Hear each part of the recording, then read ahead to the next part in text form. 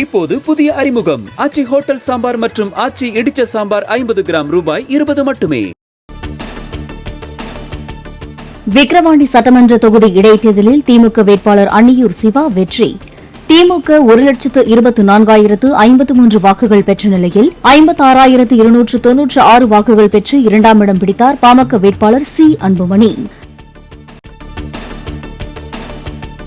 விக்கிரவாண்டியில் திமுக தொண்டர்கள் பட்டாசுகள் வெடித்தும் இனிப்புகள் வழங்கியும் கொண்டாட்டம். சென்னையில் திமுக தலைமை அலுவலகத்தில் பட்டாசு வெடித்த தொண்டர்களுக்கு இனிப்பு வழங்கிய முதலமைச்சர் ஸ்டாலின்.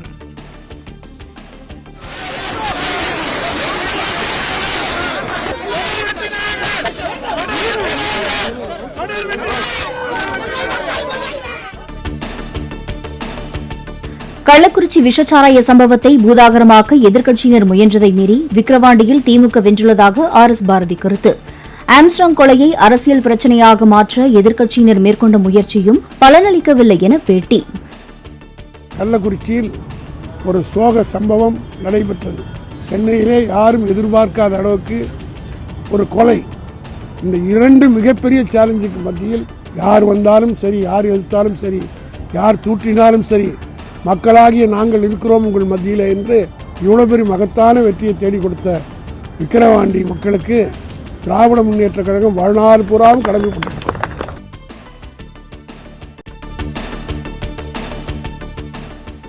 விக்கிரவாண்டி இடைத்தேர்தல் முடிவு ஒட்டுமொத்த தமிழகத்தின் எண்ணம் அல்ல என அண்ணாமலை பேட்டி. இடைத்தேர்தல் முடிவுகள் 2026 சட்டமன்ற தேர்தலுக்கான முன்னோட்டம் அல்ல என்றும் திட்டவட்டம். ஆனால் இடைத்தேர்தலுடைய முடிவுதான் தமிழக மக்களுடைய மனநிலைமை என்று நினைத்தால் அது தவறு. ஏன்னா இதற்கு முன்பும் அப்படி இருந்ததில்லை, இப்பொழுதும் அப்படி இருக்க போவது கிடையாது. ஸோ இடைத்தேர்தலை பொறுத்தவரை ஒரு குறியீடு இல்லை என்பது என்னுடைய கருத்து. அதனால் இது முன்னோட்டமாக தமிழர்களுடைய அமைச்சர்கள் யாராச்சும் எடுத்துக்கிறாங்க அப்படின்னா 2026 ரிசல்ட் வேற மாதிரி வரும் அப்படிங்கறதை அவங்க ஒத்துக்கிறாங்களா? இந்தியா முழுவதும் இதான் ஜெனரலா நடக்குது. விக்கிரவாண்டியில் திமுக பெற்ற வெற்றி வெள்ளமாக பாயவிடப்பட்ட மதுவுக்கும் செலவழிக்கப்பட்ட ரூபாய் 750 கோடிக்கும் கிடைத்த வெற்றி என டாக்டர் ராமதாஸ் கருத்து. அனைத்து அடக்குமுறைகளை தாண்டி பாமக பெற்ற 56,255 வாக்குகள் 2024 மக்களவைத் தேர்தலில் கிடைத்த வாக்குகளை விட 75 விழுக்காடு அதிகம் எனவும் அறிக்கை. விக்கிரவாண்டி தேர்தலில் அதிமுக தொண்டர்கள் காசை வாங்கிக் கொண்டு திமுகவுக்கு வாக்களித்ததாக அன்புமணி விமர்சனம். ஜெயலலிதா இருந்தபோது ஒரு அதிமுக தொண்டன் கூட திமுகவுக்கு வாக்களித்ததில்லை என்றும் பேட்டி. உதாரணம், ஜெயலலிதா அம்மையார் இருந்த நேரத்தில் அதிமுக ஒரு ஓட்டு கூட திமுக போட மாட்டாங்க. ஏன்னா அவங்களுடைய ஜென்ம எதிரி. எம்ஜிஆர் கட்சி தொடங்கினதுக்கு காரணம் திமுக ஒழிக்கிறத தருவினர். ஆனாலும் இப்போ அவங்க அதிமுக காசு கொடுத்து ஓட்டு போட்டுருக்காங்க. இடைத்தேர்தலில் டெபாசிட் பெற்றதை பட்டாசு வெடித்து கொண்டாடிய பாமகவினர் திமுகவுக்கு கிடைத்துள்ள வெற்றி பணம் பரிசு பொருட்கள் கொடுத்து பெற்றது என்று கூறி முழக்கம். ஒரு ஓட்டுக்கு 2000 பணம் கொடுத்துறாங்க. அதுக்கப்புறம் பட்டு புடவை, சேலை, சட்டை, வேஷ்டி எல்லாருக்கும் கொடுத்துறாங்க. கொலுசு, குத்து விளக்கு, பாத்திரம், அரிசி மூட்டை அனைத்துமே கொடுத்துதான் ஜெயிச்சாங்க. பாட்டாளி மக்கள் கட்சி சார்பாக ₹1 கூட கொடுக்கல. ₹1 கூட கொடுக்காம இவ்வளவு ஓட்டு வாங்கியிருக்காங்க.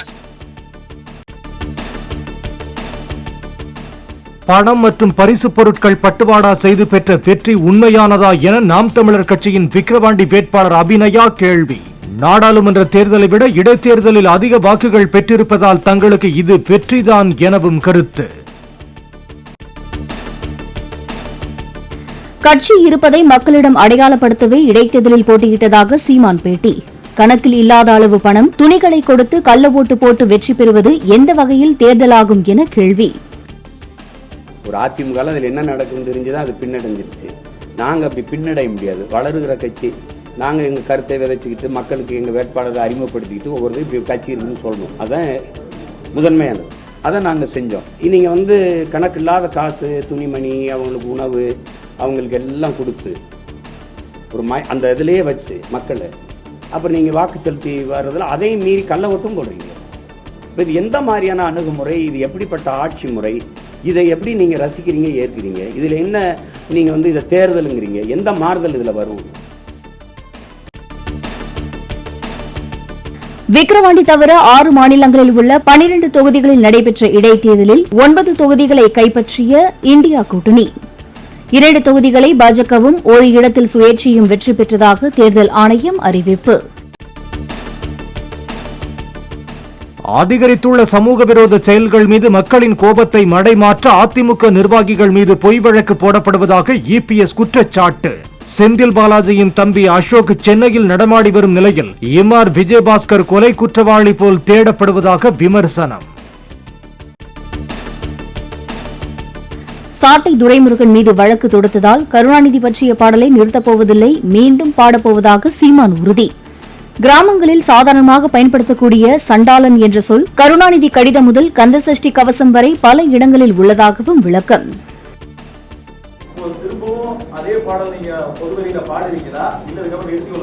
பாடுவேன், நிறைய பேர் இன்னைக்கு கூட போனேன், ஒரு தடவை பாடி கட்டிட்டு போனாரு, பாடிட்டாங்க.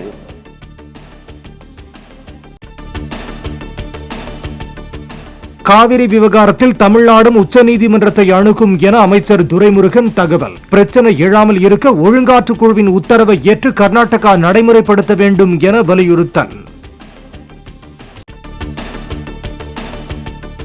நீலகிரி, கோயம்புத்தூர், திருப்பூர், திண்டுக்கல் மாவட்டங்களின் ஓரிரு இடங்களில் இன்று கனமழை பெய்ய வாய்ப்பு. தமிழகத்தின் ஒரு சில இடங்களில் இடி மற்றும் மின்னலுடன் கூடிய லேசானது முதல் மிதமான மழை பெய்யக்கூடும் என்றும் வானிலை மையம் தகவல். சென்னை மற்றும் புறநகரின் ஒரு சில இடங்களில் அடுத்த 48 மணி நேரத்திற்கு இடி மின்னலுடன் மிதமான மழை பெய்ய வாய்ப்பு.